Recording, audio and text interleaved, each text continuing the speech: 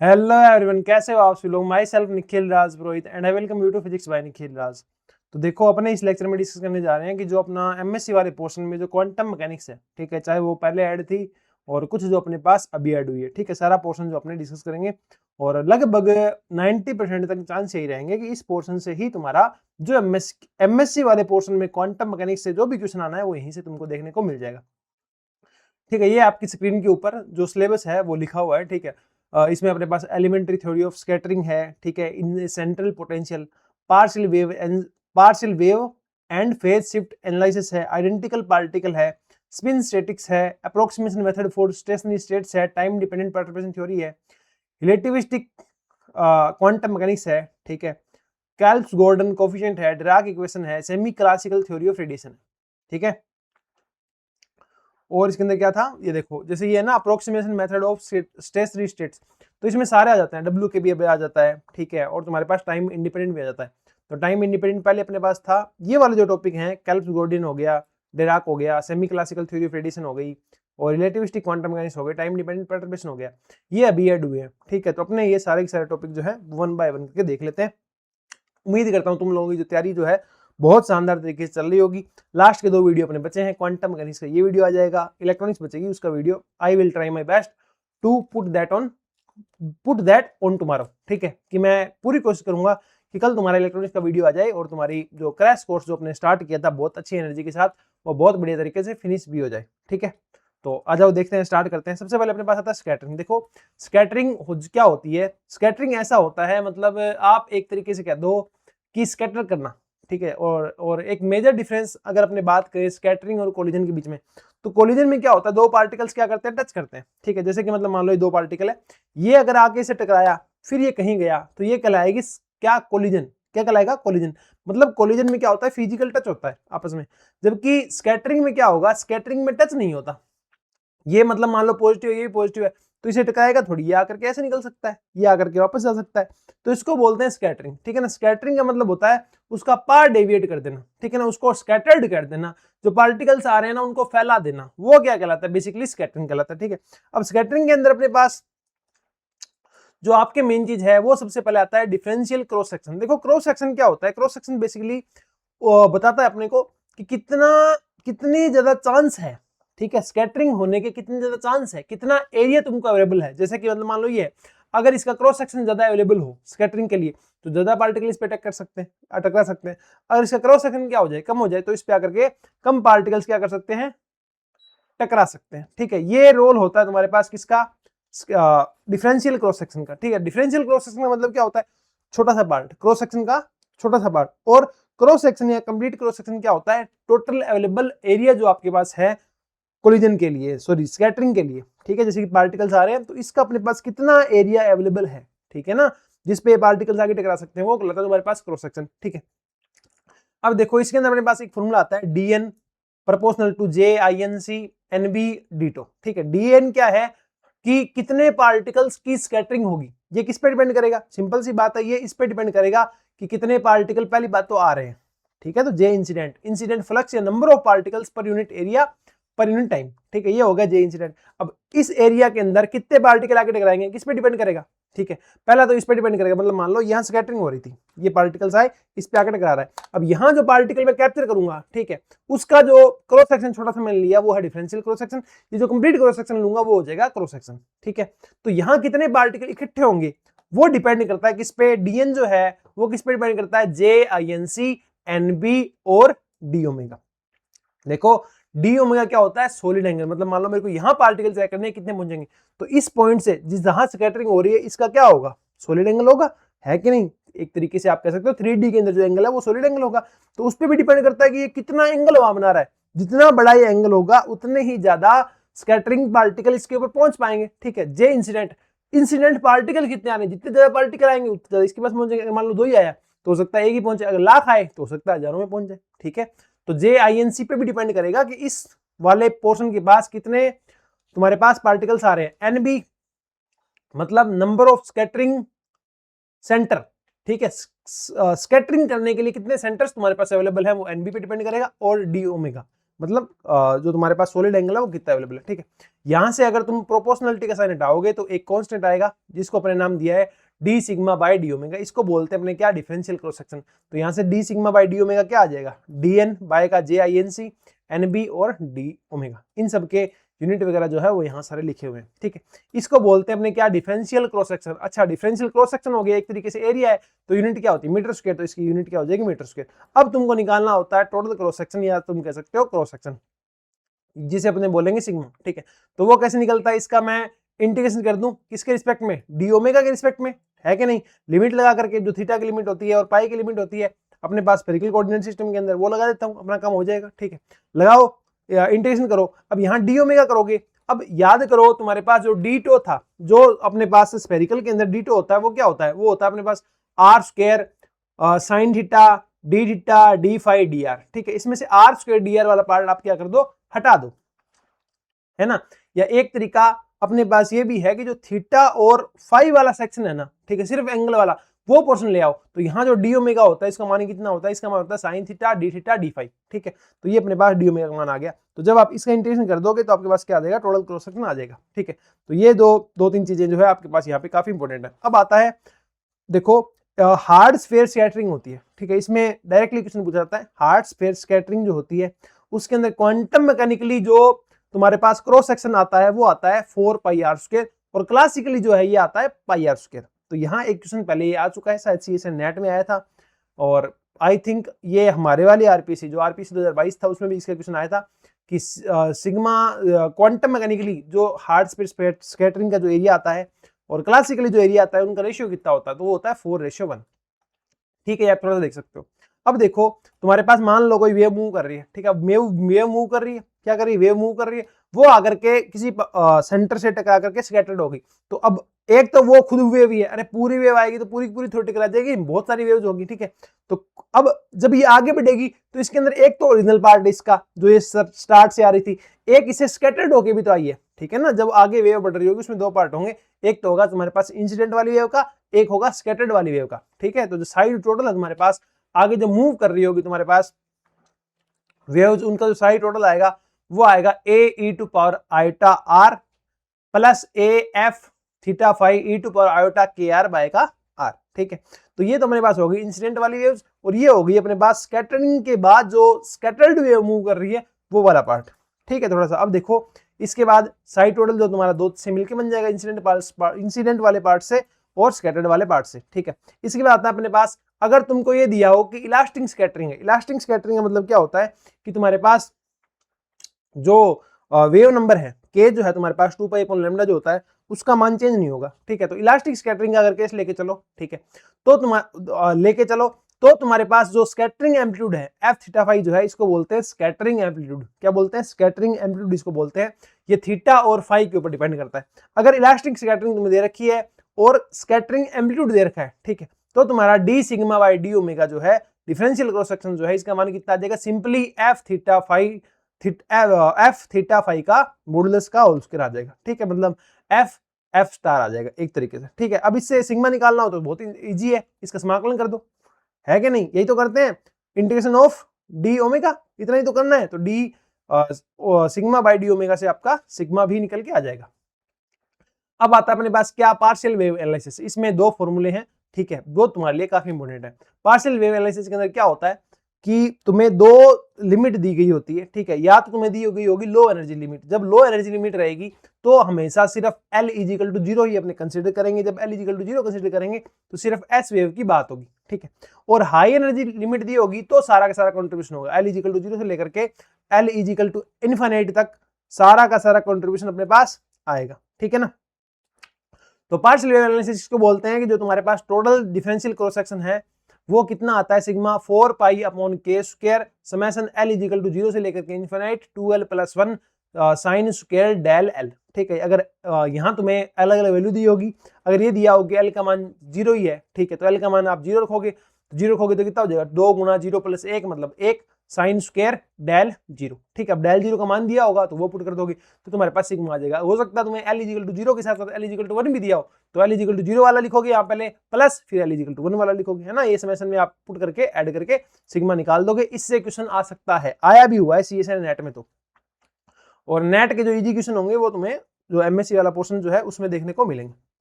ठीक है, नेक्स्ट देखो अपने पास अगला क्या है, if theta is equal to 0 degree in partial wave analysis, कि जब तुम्हारे पास इसमें अगर क्या हो जाए, थीटा इज इक्वल टू 0 तुम्हारे पास हो जाए तो ये क्या बन जाएगा, ये बन जाएगा sigma is equal to 4 pi upon के इमेजिनरी पार्ट ऑफ f0।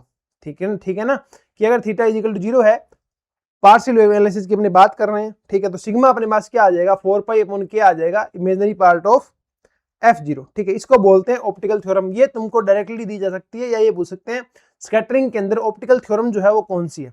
ठीक है, तो क्या हो जाएगा sigma is equal to 4 pi upon के imaginary part of f of 0। f of 0 का मतलब क्या है कि तुम्हारे पास जो f थीटा फाई था ना उसके अंदर तुमने थीटा क्या रख दिया, 0 रख दिया।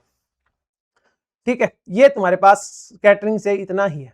ओके, अच्छा imaginary part of f theta क्या होगा, imaginary part of f theta क्या होगा, जो तुम थोड़ा सा इससे भी देख सकते हो, imaginary part of f theta क्या हो जाएगा, ये हो जाएगा 1 upon k summation of l is equal to 0 से infinite 2l plus 1 sine square del l। अब देख सकते हो ये दोनों चीजें एक ही है।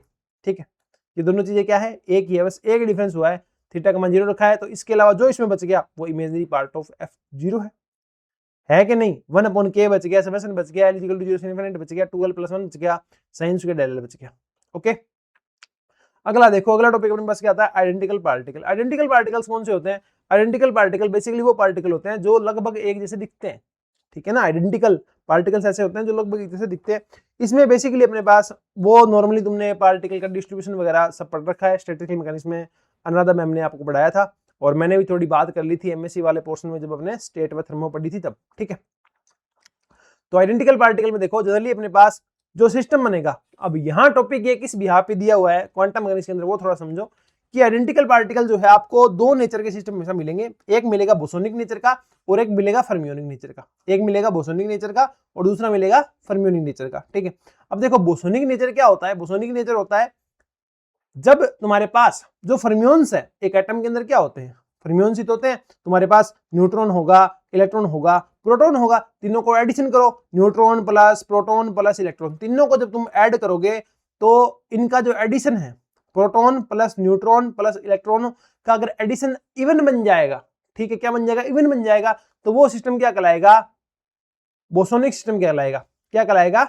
बोसोनिक सिस्टम कहलाएगा। ठीक है, लेकिन अगर इन तीनों का एडिशन जो है neutron plus proton plus electron का एडिशन जो है वो अगर ओड रहे, क्या रहे, ओड रहे, तो ये जो सिस्टम बनेगा वो क्या कहलाएगा, फर्मियोनिक सिस्टम कहलाएगा। कौन सा सिस्टम कहलाएगा, फर्मियोनिक सिस्टम कहलाएगा। ठीक है, तो सिंपल सी बात है कि तुम्हारे पास अगर proton plus neutron plus electron का एडिशन जो है वो अगर इवन नंबर में दिया हो, 2 4 6 8 10 12 ऐसे दिया हो, तो वो सिस्टम आपका बोसोनिक नेचर रखेगा।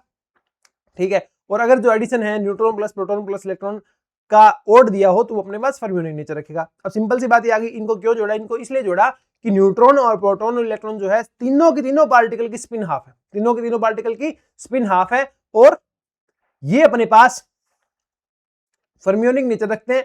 पर जब ये फर्मियोन जो है जो इवन नंबर में होते हैं, पेयर्स में होते हैं, तो अपने पास ये बोसोनिक बनता है, और जब ये पेयर्स में नहीं होते या एक आधा फ्री होता है तो ये फर्मियोनिक सिस्टम बनता है। अब बोसोनिक और फर्मियोनिक सिस्टम के लिए एक बात है, क्या बात है, फर्मियोनिक के लिए ये रूल लगता है कि जो फर्मियोनिक सिस्टम होगा, ठीक है, फर्मियोनिक सिस्टम होगा तो इसका टोटल जो वेव फंक्शन होगा या टोटल जो वो सिस्टम होगा ना, वो कैसा बिहेव रखेगा, वो एसिमेट्रिक नेचर रखेगा। कैसा नेचर रखेगा, एसिमेट्रिक नेचर। अच्छा, एसिमेट्रिक नेचर क्या होता है, एसिमेट्रिक नेचर ये होता है कि मान लो ये दो पार्टिकल है, अगर तुमने इनकी पोजीशन एक्सचेंज कर दी तो नया सिस्टम जो आएगा ना वो पहले वाले सिस्टम के जैसा नहीं होगा। जबकि बोसोनिक में क्या होता है, दो पार्टिकल इस तरीके से, अगर तुमने इनको एक्सचेंज कर दिया, अब तुमने इनको इनकी पैरिटी एक्सचेंज बोल दो या पोजीशन एक्सचेंज बोल दो, कर दिया, तो जो नया सिस्टम बनेगा, जो नया वेव फंक्शन बनेगा वो पहले वाले का सेम ही होगा। समझ रहे हो ना, बोसोनिक में एक्सचेंज के बाद सेम रहता है, फर्मियोनिक में एक्सचेंज के बाद चेंज हो जाता है। ठीक है, तो अपने पास साई सिमेट्रिक क्या आ जाएगा, साई सिमेट्रिक आ जाएगा 1/√2 साई 1 2 प्लस साई 2 1।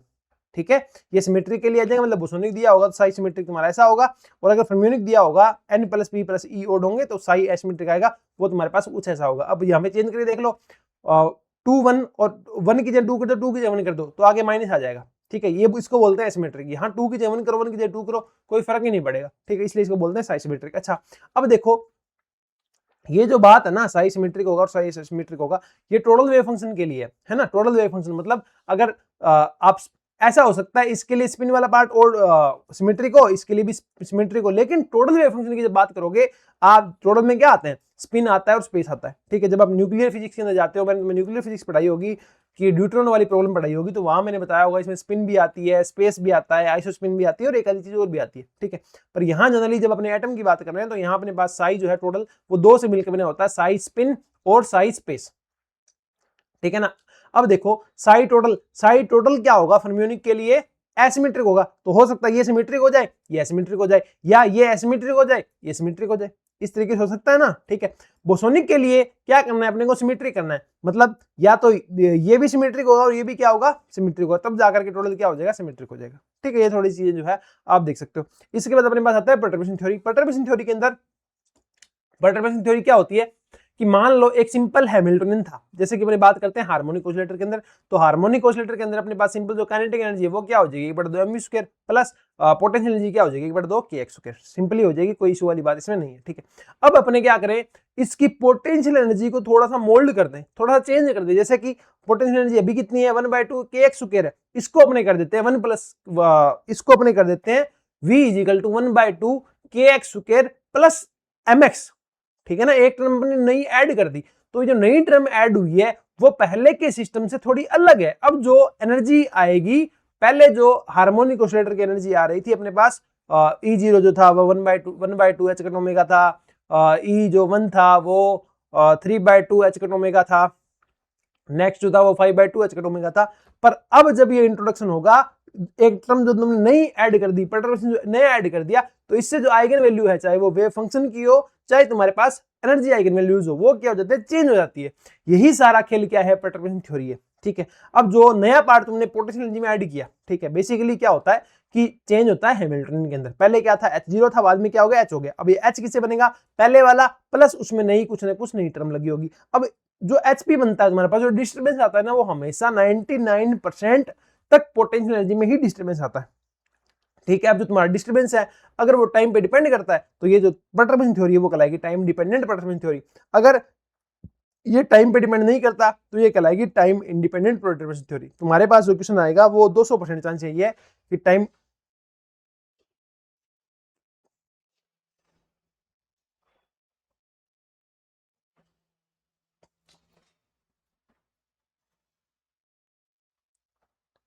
कि तुम्हारे पास जो अपने पास आएगा, ठीक है ना, सिस्टम जो आएगा वो अपने पास टाइम इंडिपेंडेंट थ्योरी का ही आएगा, ठीक है। और इसके अंदर अपने पास क्या होगा, पोटेंशियल ही तुमको दिया होगा, क्या दिया होगा, पोटेंशियल आपको दिया हुआ होगा, ठीक है। बात सुनना मेरी दोबारा, आप क्या बोल रहा हूं मैं, कि जो अपने पास परटर्बेशन थ्योरी जो आएगी उसके अंदर नया जो H बनेगा वो पहले वाला H प्लस कुछ ना कुछ और परटर्बेशन, ठीक है, कुछ ना कुछ और आएगा। और जो अपने पास परटर्बेशन टर्म जो आएगी, ये दो चीजों से बिल्कुल नहीं हो सकती है, या तो ये टाइम डिपेंडेंट हो सकती है या टाइम इंडिपेंडेंट हो सकती है। तुम्हारे चांस ये है कि टाइम इंडिपेंडेंट पूछेंगे, ठीक है। और 99% चांस ये भी है कि तुम्हारे पास जो पोटेंशियल एनर्जी होगी उसी में तुमको चेंज जो है वो दिए ही होगा, मतलब पोटेंशियल एनर्जी में चेंजमेंट जो है वही कारण बनेगा तुम्हारी परटर्बेशन का, ठीक है। अब देखो, अब अपने बात करते हैं time non degenerate time independent case. अब नॉन डीजेनरेट का मतलब क्या होता है, नॉन डीजेनरेट का मतलब ये होता है कि एक आइगन फंक्शन के कोरस्पॉन्डिंग एक आइगन वैल्यू ही होगी, ठीक है। जैसे कि तुमने देखा होगा जो अपने पढ़ते हैं 2D बॉक्स और 3D बॉक्स पढ़ते हैं, तो वहां 1 1 2 2 और 2 1 2 और 2 2 1 के corresponding energy eigen value same आती है, तो वो है डीजेनरेट, ठीक है। अपने बात करें नॉन डीजेनरेट की, तो नॉन डीजेनरेट के अंदर पहले अगर आप H0 लगाते थे, हैमिल्टन लगाते थे उसके वेव फंक्शन पे, तो तुमको EN0 मिलता था, क्या मिलता था, EN0 मिलता था साई n, है ना, फाई n। मतलब ये हैमिल्टन लगाया पहले वाला, कब, जब परटर्बेशन नहीं है, तो उसकी कोरस्पॉन्डिंग एनर्जी आइगन वैल्यू जो है वो ये मिल गई EN0, ठीक है। इसके बाद अपने पास आता है फर्स्ट ऑर्डर करेक्शन। अब देखो फर्स्ट ऑर्डर करेक्शन क्या होगा एनर्जी के अंदर, एनर्जी और वेव फंक्शन, यही तुम्हारे लिए मोस्ट इंपोर्टेंट है कि जब तुम्हारे पास non degenerate time independent perturbation theory लग रही है, ठीक है, तो तुम्हारे पास फर्स्ट ऑर्डर करेक्शन क्या आएगा एनर्जी के अंदर, और फर्स्ट ऑर्डर करेक्शन क्या आएगा वेव फंक्शन के अंदर, ठीक है। तो एनर्जी के अंदर फर्स्ट ऑर्डर परटर्बेशन जो आएगा, डिफरेंस जो आएगा कोरेक्शन जो आएगा वो कितना आएगा, कोरेक्शन मतलब पहले जो है उसमें इतना चेंज आएगा, पहले वाले की जगह ही नहीं आ रही, पहले वाले के अंदर ही ऐड होके आएगी, पॉजिटिव आई तो ऐड होके आएगी, नेगेटिव आई तो घट के आएगी, ठीक है। तो जो En1 जो है, ये कितना आएगा, phi n h dash phi n, ठीक है, डिवाइड बाय फाई एन, ठीक है। ये अपने पास कुछ इस तरीके से आता है, हाँ ठीक है। ये अपने पास क्या कह रहा है, ये तुम्हें ये बात कह रहा है कि ये तो हो गया अपने पास बड़ा, ठीक है, ये हो गया कैट, ठीक है। ये अगर नॉर्मलाइज है तो ये 1 हो जाता है, अगर नॉर्मलाइज नहीं है तो यहाँ फिर वो अपने आप वेव फंक्शन रखोगे, उसका फुल लिमिट के अंदर, फुल स्पेस के अंदर इंटीग्रेशन करोगे तो तुम्हारे पास वैल्यू जो है वो निकल के आ जाएगी, ठीक है। ये फॉर्मूला है, इस पे तुमने 1-2 क्वेश्चन जो है तुमने कर रखे होंगे, नहीं कर रखे होंगे तो आप देख लेना एक बार, ठीक है। वेव फंक्शन में करेक्शन की बात करें तो वो आता है साई एन 1 इजिकल टू 1 का मतलब क्या है, फर्स्ट ऑर्डर, ठीक है, मतलब फर्स्ट टर्म, समझ रहे हो ना, जैसे कि x1 plus x plus x square, तो फर्स्ट टर्म x है, सेकंड टर्म जो है वो एक्स स्क्वायर है, ठीक है। तो ये अपने पास फर्स्ट ऑर्डर वाला है, यहीं से आपका काम बन जाएगा। तो साई n1 जो आता है वो कितना आता है, summation of m is not equal to n bra phi m h dash phi n ket en0 minus em0, ठीक है। अब देखो एनर्जी किस तरीके से दी जाएगी, पहले वाली ये थी और नई वाली अपन ये ऐड किए करेंगे, ठीक है। इसी तरीके से वेव फंक्शन जो कैसे दिया जाएगा, पहले वाला ये था, ये आने से नया वाला और ऐड करेंगे, ठीक है। अपने पास जो परटर्ब्ड हैमिल्टनियन था वो कितना था, hp equal to lambda h dash था, इसलिए इसके साथ भी लैम्डा आया और इसके साथ भी क्या आएगा, लैम्डा आएगा, लैम्डा डैश नहीं आएगा, लैम्डा आएगा, ठीक है। अब आता है second order correction. Second order correction में सिर्फ आपको एक ही बात याद रखनी है, इसके फॉर्मूले वगैरह याद मत रखना, यहाँ से क्वेश्चन आने के chance very very very less है, ठीक है। इसमें एक चीज आपको याद रखनी है कि सेकंड ऑर्डर करेक्शन जो आता है ना, तो वो वेव फंक्शन में तो बात करेगा ही नहीं, कभी तुमसे वेव फंक्शन में नहीं पूछेगा, ठीक है। और हाँ एनर्जी में पूछ सकता है, तो एनर्जी के अंदर सेकंड ऑर्डर करेक्शन जो आता है En2 जो आता है वो अपने पास कितना आएगा, वो या तो आएगा 0, या तो आएगा 0, या आएगा नेगेटिव, ठीक है। तो सेकंड ऑर्डर क्वेश्चन जो आता है एनर्जी के अंदर वो कितना आता है, या तो 0 आता है या क्या आता है, नेगेटिव आता है, ये आप रख सकते हो याद। अच्छा ये काम क्या आएगा, अगर आपको ये दिया हो कि second order perturbation, second order correction जो है टाइम इंडिपेंडेंट परटर्बेशन थ्योरी के अंदर वो मान लो प्लस h कट ओमेगा है, तो गलत है, क्यों, क्योंकि सेकंड ऑर्डर क्वेश्चन जो है वो पॉजिटिव आ ही नहीं सकता, या तो 0 आएगा या नेगेटिव आएगा। ये ट्रिक जो है तुम्हारे काम आ सकती है ना। इसके बाद आता है टाइम डिपेंडेंट परटर्बेशन थ्योरी। अगर आपका जो हैमिल्टनियन जो है, जो परटर्बेशन ऐड हुआ है, जो नई टर्म ऐड हुई है वो टाइम पे डिपेंड करती है, तो आपकी जो थ्योरी है वो बन जाती है टाइम डिपेंडेंट परटर्बेशन थ्योरी, ठीक है। इस तरीके से आप देख सकते हो।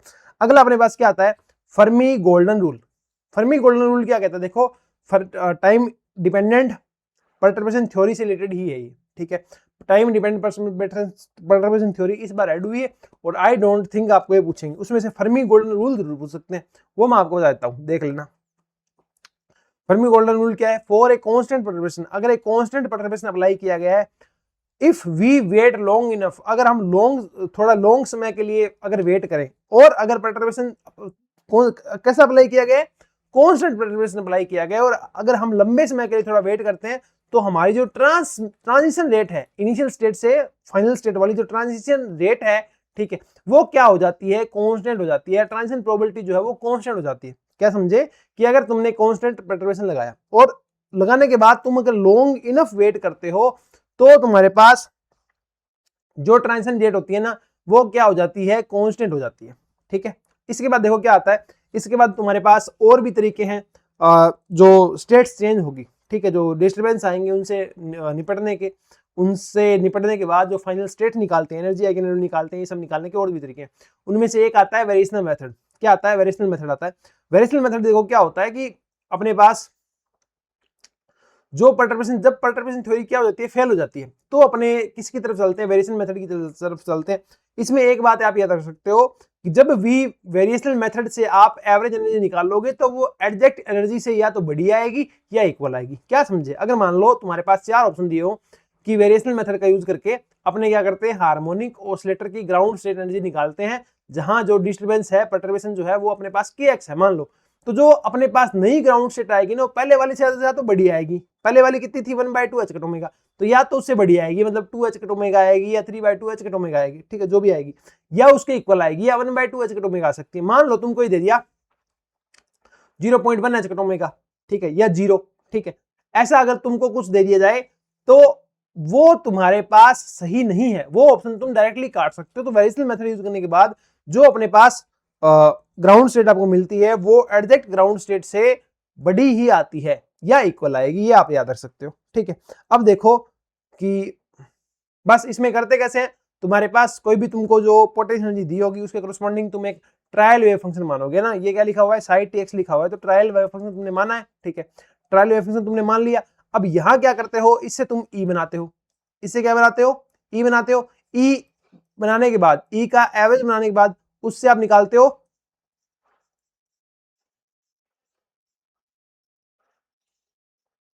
ई मिनिमम। ठीक है, ई एवरेज निकालते हो, उससे क्या निकालते हो आप, उससे क्या बनाते हो आप, ई मिनिमम बनाते हो। ई मिनिमम बनाने के बाद ई मिनिमम कब बनता है, इसका डेरिवेटिव करोगे, जीरो के इक्वल रखोगे, वहां से अल्फा का कुछ ना कुछ मान आएगा। ठीक है, वो अल्फा का मान वापस ई में रखोगे तो आपका ई मिनिमम आ जाएगा। ई मिनिमम नहीं आएगा, ई एवरेज वैल्यू आ जाएगी अल्फा इक्वल टू एप्सिलॉन पर नोट पे। ठीक है, वही तुम्हारे पास क्या होगी, ये वाली एनर्जी होगी। क्या समझे, आपके पास कोई पोटेंशियल एनर्जी होगी, ठीक है, उसके करस्पॉन्डिंग आपको ट्रायल वेव फंक्शन, आपके क्वेश्चन में चांस है ये आपको ट्रायल वेव फंक्शन भी गिवन होगा, वहां से आप एवरेज एनर्जी निकालोगे। ठीक है, एवरेज एनर्जी कैसे निकलते हो, एच से निकलेगी, तो क्या होता है वी प्लस का के मतलब पोटेंशियल एनर्जी। पोटेंशियल एनर्जी क्या होती है, माइनस का h cut square by 2m d2 psi by dx square, है कि नहीं, उससे आ जाएगी। तो एवरेज एनर्जी जो है वो अपने पास यहाँ पे क्या आ जाएगी, क्या कैसे आएगी, उसको आपको मिनिमम करना है। मिनिमम करने के लिए क्या करते हैं, इसका डेरिवेटिव करते हैं, जीरो के इक्वल रखते हैं। ठीक है, वो करोगे, वहां से अल्फा का मान आ जाएगा, इस अल्फा का मान लो वो एक मान जो है वो अल्फा नोट आ गया या कुछ भी जो मान आ गया, उसका मान आप इसमें ई में पुट कर दो, तो आपकी जो एवरेज एनर्जी वैल्यू आएगी, जो अपने पास ई एवरेज आएगा, जो अपने पास ई एवरेज निकल करके आएगा, ठीक है, वही आपका मान क्या है, alpha equal to alpha zero पे है, जो आपके पास ये वाला मान है। ये मान जो है हमेशा ई एग्जैक्ट से या तो बड़ा आएगा या इक्वल आएगा। ठीक है, ये आप बात जो है आपकी काफी काम की है। अगला आता है WKB मेथड। ठीक है, इसका नया नाम क्या है, सेमी क्लासिकल अप्रोक्सीमेशन मेथड। ठीक है, मतलब सेमी क्लासिकल क्यों बोलते हैं इसको, सेमी क्लासिकल इसलिए बोलते हैं क्योंकि इसमें आधी चीजें क्लासिकल से अपने लेके चलते हैं। ठीक है, आधी चीजें जो है मान के चलते हैं, आधी चीजें ड्राइव करते हैं, इसलिए इसको सेमी क्लासिकल अप्रोक्सीमेशन मेथड जो है वो लेके चलते हैं। ठीक है, used for approximation solution to time independent Schrodinger equation 1D and slowly varying potential. अगर तुमको टाइम इंडिपेंडेंट पोटेंशियल दिया हुआ है, ठीक है, और जो पोटेंशियल वहां दिया हुआ है वो टाइम वेरिंग तो है बट स्लोली है, ठीक है ना, स्लोली टाइम वेरिंग पोटेंशियल अगर होता है तो तुम WKB मेथड जो है वो यूज कर सकते हो। WKB is not valid on turning point. Turning point मतलब टर्निंग पॉइंट वो होते हैं किसी भी ग्राफ की अगर आप बात करो तो टर्निंग पॉइंट्स वो होते हैं जहां पोटेंशियल एनर्जी, जहां अपने पास एक सेकेंड, जहां अपने पास पोटेंशियल एनर्जी और टोटल एनर्जी जो है वो बराबर हो जाती है। ठीक है, उसको बोलते हैं टर्निंग पॉइंट। जहां काइनेटिक एनर्जी क्या होती है, जीरो होती है, वहां तुम्हारे पास WKB मेथड काम नहीं करेगा। ठीक है, बाकी सारा जो रीजन है, चाहे वो क्लासिकल अलाउड हो, चाहे क्लासिकली फॉरबिडन हो। क्लासिकल अलाउड कौन सा होता है, जब ई ग्रेटर देन वी है। ठीक है, तो वो क्लासिकल अलाउड है। फॉरबिडन कौन सा होता है, जब ई लेस देन वी है। ठीक है, तो वो फॉरबिडन होता है। ठीक है, इन दोनों के अंदर तुम WKB अप्लाई कर सकते हो, बट तुम टर्निंग पॉइंट पे अप्लाई नहीं कर सकते। टर्निंग पॉइंट कौन से होता है, टर्निंग पॉइंट होते हैं तुम्हारे पास E इक्वल टू वी वाले। अगर तुमको याद हो हार्मोनिक ऑसिलेटर का केस, ठीक है, तो हार्मोनिक ऑसिलेटर के केस में क्या होता है, अब ये सिस्टम चलेगा तब चलेगा। ठीक है, ये याद करो, इस तरीके से तो इसकी वी थी, है ना, इस तरीके से इसकी वी थी, इस तरीके से इसकी वी थी, है कि नहीं, इस तरीके से इसका ई था। अब ये जो पॉइंट बनेंगे, ये वाला और ये वाला, तो ये वाला यहाँ जो पॉइंट बनेगा ना, उनको बोलते हैं क्लासिकली टर्निंग पॉइंट। क्या बोलते हैं, टर्निंग पॉइंट उनको बोलते हैं। उनके ऊपर तुम्हारा WKB मेथड जो है वो काम नहीं करेगा। यहाँ वैलिडिटी कंडीशन जो है ये आपको पूछ सकते हैं। ठीक है, तो ये आपको पता रखनी है। वैलिडिटी कंडीशन क्या है, वैलिडिटी कंडीशन अपने पास D lambda cut upon dx का मैग्नीट्यूड लेस देन 1। ठीक है, और lambda cut is equal to lambda by का 2 पाई। दोबारा देखो क्या बोला हुआ है, वैलिडिटी कंडीशन जो है वो अपने पास कितनी है, वैलिडिटी कंडीशन जो है वो क्या है, वो है del lambda cut divide by del x का मैग्नीट्यूड वेरी लेस देन 1। अच्छा, लैम्डा कट क्या है, लैम्डा कट ठीक उसी तरीके से जिस प्रकार अपने पास एच कट है, तो लैम्डा कट क्या हो जाएगा, लैम्डा अपॉन 2 पाई, है ना। अच्छा, अब याद करो के इज इक्वल टू होता है 2 पाई अपॉन लैम्डा, तो लैम्डा इज इक्वल टू हो जाएगा 2 पाई अपॉन के। ठीक है, तो यहां से अगर तुम D lambda by D x की जगह क्या लेके जाना चाहो, डी के बाई डी एक्स लेके जाना चाहो, तो ये आ जाएगा। ये तुमको निकालना आता होगा, मैं उम्मीद करता हूँ। ठीक है, इसमें कोई बड़ी बात नहीं है। डी बाई डी एक्स को कैसे चेंज करते हैं डी बाई डी जेड के अंदर, वो तुमको अच्छे से पता है। ठीक है, 12th क्लास में ये चीज आती है मैथमेटिक्स के अंदर, और मैं उम्मीद करता हूँ तुम लोगों को पता होगी। ठीक है, तो दो कंडीशन यहाँ पे अपने पास है, D lambda cut by D x very less than 1 और 1 बाय के स्क्वायर डी के बाई डी एक्स का मैग्नीट्यूड वेरी लेस देन 1। इनमें से तुमको डायरेक्ट क्वेश्चन देखने को मिल सकता है। ठीक है, ये देख लेना। अब एक ट्रिक भी आती है तुम्हारे पास, WKB से अगर क्वेश्चन आएगा तो या तो ये पूछेगा डायरेक्टली, ठीक है, या ये पूछ लेगा कहाँ वैलिड है। WKB में तो ये मान लो मैंने जितना पढ़ाया है ना उसमें से पक्का क्वेश्चन आ जाएगा। एक ट्रिक क्या है, अगर तुम्हारी पोटेंशियल एनर्जी जो है वो इस तरीके से डिफाइन करती है अल्फा एक्स की पावर वी, जो तुम्हारी पोटेंशियल एनर्जी जो है वो एक्स के ऊपर इस तरीके से डिपेंड करती है कि Vx equal to alpha x to power v. यहाँ अल्फा का भी रोल है, वी का भी रोल है और एक्स का भी रोल है, ध्यान रखना, ठीक है। अगर आपकी पोटेंशियल एनर्जी जो है वो किस तरीके से डिफाइन की गई है, अल्फा एक्स की पावर वी के रूप में डिफाइन की गई है, ठीक है, तो आपकी जो एनर्जी है इसकी डिपेंडेंसी दो पे आती है। किस पे? एक तो आती है एन पे। किस पे आती है तुम्हारे पास? एन पे। किस तरीके से आएगी वो अपने को देखनी है। दूसरी बात, जो आपकी डिपेंडेंसी जो है वो अल्फा पे कैसे आएगी? एन मतलब क्वांटम नंबर, ठीक है। तो जो क्वांटम नंबर एन है इस पे तुम्हारी जो डिपेंडेंसी आती है एनर्जी की वो आती है एन की power 2v plus v plus 2। कैसे आती है? 2v plus v plus 2, 2v divide by v plus 2, ठीक है, इस तरीके से आती है। अल्फा पे कैसे आएगी? ये जो ऊपर वाला v है ना इसको खा जाओ, इसका v को खा जाओ तो क्या बनेगा? 2 बटा v प्लस 2। तो ये एनर्जी की जो डिपेंडेंसी है वो अल्फा पे इस तरीके से आती है, क्वांटम नंबर n जो है वो इस पे इस तरीके से आती है। 99% चांस है यहां से आपको क्वेश्चन देखने को मिलेगा। डायरेक्टली ये दिया होगा अल्फा, मान लो ये दिया हो तुमको a x टू पावर 2, ठीक है, और पूछ ले n पे कैसे डिपेंड करेगा? 2 इंटू 2 4 और 2 और 2 4, तो कट जाएगा, क्या बचेगा? 1, तो ये आ जाएगा अपने पास n, है कि नहीं? इस तरीके से आ जाएगा। ट्रिक है ये, हर जगह काम नहीं करती पर कुछ जगह काम करती है। ओके, चले आगे, आ जाओ आगे चलते हैं। जैसे कि इसका एक चीज मेरे दिमाग में आ रही है, वो यहाँ काम करेगी क्या? चलो छोड़ो, आगे आ जाओ। देखो relativistic quantum mechanics. Relativistic quantum mechanics क्या होती है? देखो रिलेटिविस्टिक क्वांटम मैकेनिक्स अपने पास क्या है कि रिलेटिविस्टिक क्वांटम मैकेनिक्स जो है वो तब लगती है जब अपने पास साइज ऑफ पार्टिकल है वो क्या हो जाए? छोटा हो जाए। रिलेटिविस्टिक क्वांटम में रिलेटिविटी आ गई, मतलब स्पीड जो है वो बहुत आई है, लाइट की स्पीड के लगभग इक्वल होने वाली है, ठीक है। तो साइज ऑफ पार्टिकल जब अपने पास छोटा हो जाए और स्पीड ऑफ पार्टिकल क्या हो जाए? बहुत हाई हो जाए, मतलब साइज पार्टिकल का बहुत छोटा है और उसकी जो स्पीड है वो बहुत हाई है, तो वहां लगती है क्या अपने पास? Relativistic quantum mechanics. अब याद करो क्लासिकल मैकेनिक्स में मैक्रो की बात होती है, पार्टिकल बड़ा होता है, क्वांटम में गए पार्टिकल छोटा हो गया, रिलेटिविटी में गए पार्टिकल की स्पीड बहुत ज्यादा है। रिलेटिविस्टिक क्वांटम मैकेनिक्स में क्या हो गया? पार्टिकल एक तो छोटा है एक और उसकी स्पीड बहुत ज्यादा, पार्टिकल एक तो छोटा एक उस पार्टिकल की स्पीड बहुत ज्यादा, तो उसको बोलते हैं रिलेटिविस्टिक क्वांटम मैकेनिक्स, ठीक है। अब अपने पास देखो यहाँ क्या आते हैं, अब आती है अपने पास श्रोडिंगर इक्वेशन। तो श्रोडिंगर इक्वेशन देखो तुम्हारे पास, श्रोडिंगर इक्वेशन में एक समस्या थी। क्या समस्या थी? बात यह आई कि जब तुम रिलेटिविस्टिक क्वांटम मैकेनिक्स की बात करोगे तो जो टाइम है और जो डिस्प्लेसमेंट है वो सेम फुटिंग पे चलेगा, ठीक है। जबकि तुम याद करो श्रोडिंगर इक्वेशन में क्या था? टाइम के रिस्पेक्ट में तो एक बार डेरिवेटिव है और डिस्प्लेसमेंट के रिस्पेक्ट में दो बार डेरिवेटिव है, तो उसमें समस्या है, उसमें समस्या है। उस समस्या को अपने एक्सेप्ट नहीं कर सकते, तो क्या करेंगे? अपने जो श्रोडिंगर इक्वेशन है वो अपने लिए सही नहीं है, रिलेटिविस्टिक क्वांटम मैकेनिक्स के लिए सही नहीं है। तो इसको सही करने के लिए दो इक्वेशन आई, कौन सी? केल्विन गॉर्डन और डिराक इक्वेशन, ठीक है। पहले केल्विन वाली देखेंगे, केल्विन वाली में कुछ इशू मिलेगा तो डिराक देखेंगे। श्रोडिंगर क्यों छोड़ी? क्योंकि उसमें टाइम और डिस्प्लेसमेंट जो है वो इक्विवेलेंट नहीं है, सेम फुटिंग पे नहीं है। एक में टाइम के रिस्पेक्ट में सिंगल टाइम डेरिवेटिव है और डिस्प्लेसमेंट के अंदर डबल टाइम डेरिवेटिव है, ठीक है। देखो केल्विन गॉर्डन इक्वेशन क्या आती है? केल्विन गॉर्डन इक्वेशन क्या है अपने पास? देखो कि जो तुम्हारे पास रिलेटिविस्टिक एंड टोटल एनर्जी जो है उसको लिखते हैं E square is equal to P square C square plus M square C की पावर 4, ठीक है। इस तरीके से अपने एनर्जी लिखते हैं। अब इनके ऑपरेटर तुम्हें पता है, ई का तुम्हें पता है क्या होता है? Iota h cut del by del t, p का तुम्हें पता है माइनस का आयोटा एच कट डेल, ठीक है। ये सारे ऑपरेटर इसमें पुट करोगे, ठीक है, फिर इसको सोल्व करोगे तो तुम्हारे पास इक्वेशन जो निकल के आएगी वो क्या आएगी? इक्वेशन निकल के अपने पास आएगी, ये जो है क्या बोलते हैं इसको, क्या बोलूं मैं इसको? Square minus k square psi is equal to 0। ये इक्वेशन जो है वो है केल्विन गॉर्डन इक्वेशन, और यहाँ जो के है जो कांस्टेंट हमने नया बनाया है वो है mc बाय का एच कट, ठीक है। अभी जो डेल जो है ना इसको बोलते हैं डी एलम्बर्ट ऑपरेटर। क्या बोलते हैं? D Alembert operator. ये यहाँ भी यूज हुआ है और तुम्हारे पास जो ईडी थी, ठीक है, वहां भी यूज हुआ है। ईडी वाले में मेरे को इसका नाम याद नहीं आ रहा था तो मैंने शायद वहां तुमको नहीं बताया कि इसका नाम क्या है, पर मैंने ये कहा जरूर कहा होगा कि इसको कुछ ना कुछ कहते हैं, ठीक है। तो डी एलम्बर्ट ऑपरेटर जो है इसका मान कितना होता है? Del square minus 1 by c square del square del c t square, ठीक है। तो ये इतना हो जाएगा, साई इजिकल टू हो जाएगा के स्क्वायर साई, तो के स्क्वायर का मान क्या हो जाएगा? M square C square by h cut square psi, ठीक है। तो ये अपने पास हो गया del mu square minus k square psi equal to 0, ठीक है। ये क्या है? ये अपने पास है केल्विन गॉर्डन इक्वेशन की कोवेरिएंट फॉर्म। तो ये क्वेश्चन आ सकता है, केल्विन गॉर्डन इक्वेशन लिखिए तो ये हो जाएगी, अगला आ सकता है कोवेरिएंट फॉर्म लिखिए तो ये हो जाएगी। अच्छा ये क्या है, ये म्यू वाला सिस्टम क्या है, ये म्यू वाला सिस्टम ये है कि हम क्या कर रहे हैं, हम 3D स्पेस से 4D स्पेस में जा रहे हैं, मिनकाउस की स्पेस में जा रहे हैं, ठीक है, मिनकाउस की स्पेस की तरफ चल रहे हैं, ओके चलते हैं, ठीक है, कोई दिक्कत नहीं है।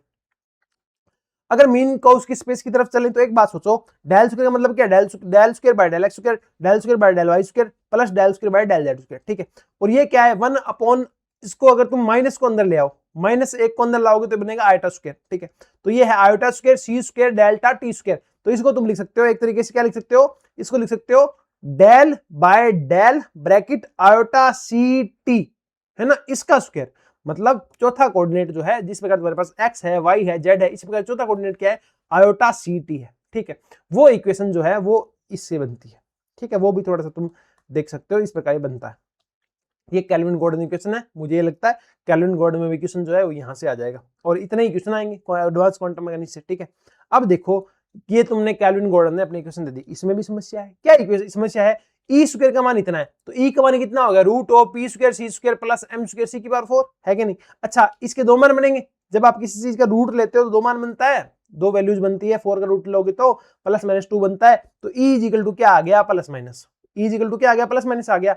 अब डिराक ये कहता है, बात ये आई कि एनर्जी नेगेटिव कैसे ले रहे हो तुम, एनर्जी नेगेटिव नहीं हो सकती, तो डिराक ने कहा मैं इसका सॉल्यूशन बताता हूं, ठीक है। तो वहां अपने पास क्या निकल के आई, डिराक इक्वेशन निकल के आई। अब डिराक इक्वेशन जो है वो क्या आई, डिराक ने इक्वेशन दी कि तुम जो ये वाला पोर्शन जो है E is equal to root of P square C square plus M square C की पावर 4, इसको तुम कुछ इस तरीके से लिखो, क्या, E is equal to c alpha dot p plus beta m c square, इस तरीके से आप जो है इसको लिख लो, ठीक है। अब ये सारे ऑपरेटर हैं तो इनके मान रख दो, कोई समस्या ही नहीं है। पी का मान क्या होगा, माइनस का आयोटा एच का डेल, तो ये आयोटा एच कट माइनस 12 आ गया, ठीक है, बाकी चीजें ऐसे कैसी है, ठीक है। तो ये अपने पास क्या है, ये अपने पास है क्या, डिराक इक्वेशन। तो डिराक इक्वेशन क्या है वो भी तुमको यहाँ पे दे दी, ठीक है। अब अल्फा और बीटा जो है इनको देखा गया, तो ये देखा गया इनकी कुछ प्रॉपर्टीज है, जिस प्रकार अपने पास पाउली मैट्रिसेस की प्रॉपर्टी होती है, ठीक इसी प्रकार जिस प्रकार कम्यूटेशन अलजेब्रा की प्रॉपर्टी होती है, ठीक इसी प्रकार अल्फा और बीटा की भी प्रॉपर्टीज है। अल्फा और बीटा की प्रॉपर्टीज क्या है कि इनका जो स्क्वायर होता है, अल्फा जो है, बीटा जो है वो सिंगल चल रहा है, अल्फा जो है वो एक्स में आएगा, वाई में आएगा, जेड में आएगा, क्यों, क्योंकि डेल के पास भी 3 पार्ट है, iota I cap del by del X, J cap del by del Y plus K cap del by del Z, ठीक है। ये अल्फा क्या बन जाएगा, अल्फा एक्स अल्फा वाई और अल्फा जेड, ठीक है ना। और यहाँ बीटा सिंगल है। अब इन सब की प्रॉपर्टी है alpha x alpha y alpha z और बीटा की, ठीक है। क्या प्रॉपर्टी है, alpha x square is equal to alpha y square is equal to alpha z square is equal to beta square is equal to 1। पहली property ये है कि इनका जो स्क्वायर होता है वो 1 होता है, ठीक है। दूसरी बात ये सारे जो है alpha x alpha y alpha z beta, ये आपस में एंटी कम्यूट करते हैं। अब ये एंटी कम्यूट क्या होता है, कम्यूट करने का मतलब होता है A B minus B A is equal to 0। Anticommute का मतलब होता है A B plus B A is equal to 0, ठीक है। तो कोई भी दो ले लो, alpha Z alpha X plus alpha x alpha Z is equal to 0, ये सेम बीटा के साथ काम करेगा। ये चारों आपस के अंदर क्या करते हैं, एंटी कम्यूट करते हैं। ये तो मैंने लिखे हुए हैं, देख लेना, एक्स वाई अल्फा जेड कहीं भी कुछ भी लिखते रहो, सेम ही काम करेगा, ठीक है। अब क्या आता है, ड्रैग मैट्रिसेस। ड्रैग मैट्रिसेस क्या होते हैं कि अल्फा और बीटा की प्रॉपर्टीज ऐसा दिखता है कि ये क्या है, मैट्रिसेस है, ठीक है। तो इनकी प्रॉपर्टीज क्या है, अल्फा बीटा क्या है, मैट्रिसेस है, ठीक है। और अल्फा और बीटा मैट्रिसेस हैं, इन मैट्रिसेस को नाम क्या दिया गया, ड्रैग मैट्रिसेस, ठीक है। अल्फा बीटा क्या है, ड्रैग मैट्रिसेस है। इनकी कुछ प्रॉपर्टीज होती है, वो प्रॉपर्टीज क्या है, Dirac matrices are even dimensional, इनकी जो डायमेंशन जो है हमेशा क्या होगी, इवन होगी। इनकी जो डायमेंशन जो हमेशा है वो क्या होगी, ड्रैग मैट्रिसेस की इवन होगी। Trace of Dirac matrices are 0, Dirac matrices की जो ट्रेस है वो हमेशा क्या होगी, 0 होगी, ठीक है।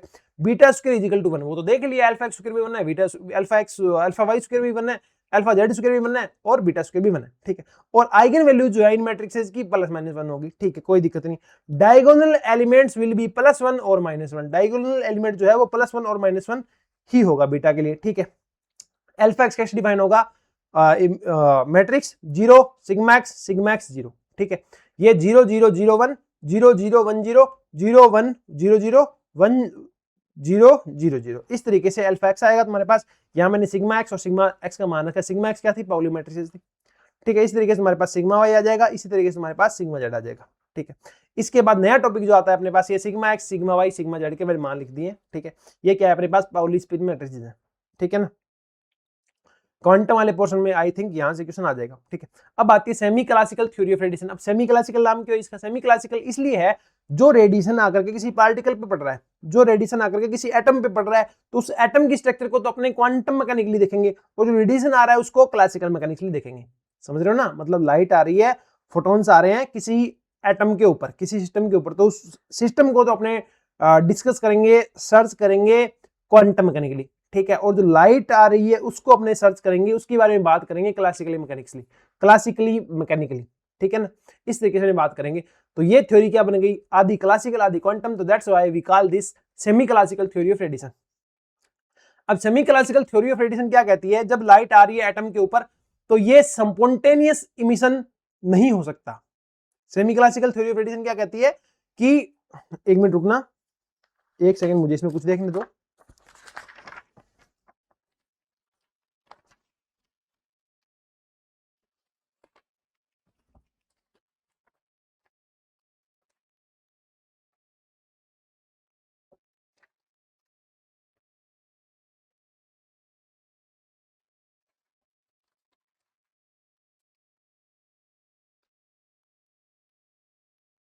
हाँ, semi classical theory of radiation जो तुम्हारे पास है ना, ये स्पॉन्टेनियस इमिशन को नहीं डिस्क्राइब कर पाती। ये बात आप समझना, ठीक है ना, कि semi classical theory of radiation है, ये कह रही है रेडिएशन आएगा तो काम होगा, बिना रेडिएशन के काम नहीं होगा। मतलब ऊपर वाले लेवल से नीचे वाले लेवल में, हायर लेवल से लोअर वाले लेवल के अंदर जो अपने आप इमिशन होता है एटम का, हायर स्टेट से वो नीचे वाली स्टेट में आता है, ठीक है, फोटोन का इमिशन होता है, उसके बारे में semi classical theory of radiation नहीं बता सकता। समझे ना? Semi classical theory of radiation जो है स्पॉन्टेनियस इमिशन के बारे में नहीं बताता, खुद से होने वाले में। हाँ, फोटोन को यूज लेके कर लो जो करना है, अब्जॉर्प्शन करना है बता देंगे उसके बारे में। स्टिमुलेटेड इमिशन करना है। स्टिमुलेटेड इमिशन क्या होता है? एक आया, इसने उसको ऊपर जो बैठा है एटम एक्साइटेशन, उसको बोला देख मैं आ गया हूं, इसी फ्रीक्वेंसी का एक फोटोन और नीचे फेंक दे, तो ये इसमें आ जाएगा और इसी फ्रीक्वेंसी का एक और बन जाएगा, दो बन गए। अब दोनों आगे जाएंगे, ये दोनों और मोटिवेट करेंगे, तो और ज्यादा फोटोन्स क्या होंगे? इमिट होंगे, सेम इसी फ्रीक्वेंसी के, सेम इसी वेवलेंथ के, और धीरे धीरे धीरे धीरे धीरे धीरे क्या हो जाएगा? एक साथ बहुत सारे फोटोन्स जनरेट हो जाएंगे, और फोटोन्स का क्या आ जाएगा? फोटोन्स का अपने पास आ जाएगा एवलांस। क्या आ जाएगा? फोटोन का एवलांस आ जाएगा, ठीक है। यहां जो पोटेंशियल यूज करते हैं वो as a perturbation term use करते हैं। जो पोटेंशियल अपने यूज करते हैं वो लिखते हैं v = v cap e to power iota omega t plus v dagger e to power minus का आयोटा ओमेगा t। यहां तुम्हारे पास e to power iota omega t जो है ये क्या दिखाता है? ये दर्शाता है कि स्टिमुलेटेड इमिशन हो रहा है। कौन सा इमिशन हो रहा है? स्टिमुलेटेड इमिशन हो रहा है, ठीक है। यहां स्टिमुलेटेड इमिशन हो रहा है मतलब उस फोटोन को ये खा गया, एक फोटोन आया था उसको यूज करके खा गया, ठीक है। और v dagger e to power minus का आयोटा ओमेगा t क्या कर रहा है कि जो फोटोन आया था उसका एब्जॉर्प्शन कर लिया, माइनस आयोटा ओमेगा t कह रहा है h कट ओमेगा का एब्जॉर्प्शन कर लिया, ठीक है ना। उसने नीचे वाला एटम जो है वो एब्जॉर्प्शन करके तुम्हारे पास ऊपर चला गया, ठीक है। e to power iota omega t क्या कर रहा है? इमिशन हो गया, कैसा वाला? ये एक तो आया, इसने मोटिवेट किया तो एक और, तो स्टिमुलेटेड इमिशन हो गया, ठीक है। और जब स्टिमुलेटेड इमिशन होगा, एक होगा दो बनाएगा, दो होगा चार बनाएगा, तो वहां अपने पास फोटोन्स का क्या आ जाता है? एवलांस आ जाता है, ठीक है। यही बता पाती है कौन? Semi classical theory of radiation. इसके अंदर अपने पास एडवांस क्वांटम मैकेनिक्स में अपने पास इतना ही था जो मैंने तुमको बता दिया है, और मेरे को लगता है 200% चांस यही है कि इसमें से आपको जो क्वेश्चन है वो देखने को मिल जाएगा, ठीक है। तो इसको लेकर के 1% भी आपको बिल्कुल भी परेशान होने की रिक्वायरमेंट नहीं है, इससे आपका जो क्वेश्चन है वो बिल्कुल आसानी से आ जाएगा, ठीक है। और बहुत बढ़िया तरीके से अपनी तैयारी करते रहिए, पढ़ते रहिए, मस्त रहिए, स्वस्थ रहिए। लास्ट के टाइम के अंदर बहुत ज्यादा दिमाग नहीं चलाना है, अपना कंटेंट फिनिश करें, जो आपने पढ़ा है उसको रिवाइज करें, पेन पेपर का यूज बहुत कम करें, नेग्लिजिबल कर दें, पेपर 1 का रिवीजन ज्यादा करें, ठीक है। और जो कंटेंट आपने जहां से पढ़ा है उसी पे बिलीव रखें, कोई डाउट नहीं लेके आए, पॉजिटिविटी के पास रहें। आपको नेगेटिव लोगों से दूर रहना है, चाहे वो नेगेटिव, अगर आपको ये लगता है ना मेरे लेक्चर्स देख के कि भाई सर हमारे लिए नेगेटिव इंपैक्ट डालते हैं, तो मुझे भी नहीं देखना। No one is more important than yourself, always remember. एक हेल्दी ट्री जो है वही अच्छे फ्रूट डिस्ट्रीब्यूट कर पाएगा, वही अच्छे फ्रूट प्रोड्यूस कर पाएगा। तो take care of yourself firstly, take care of your mindset, your mental peace firstly, ठीक है ना। खुद पे ध्यान दो, खुद की ग्रोथ पे ध्यान दो, है ना। बिल्कुल शांति से पढ़ना, कोई समस्या तुम्हें नहीं आने वाली। इलेक्ट्रॉनिक्स अपनी पेंडिंग है, पूरी कोशिश रहेगी कल अपनी इलेक्ट्रॉनिक्स का जो लेक्चर है वो अपलोड हो जाएगा, ठीक है। और आप बिल्कुल फ्री हो जाओगे क्रैश कोर्स से। ठीक है, तो मिलते हैं नेक्स्ट वीडियो के अंदर, तब तक के लिए thank you, take care, bye bye bye.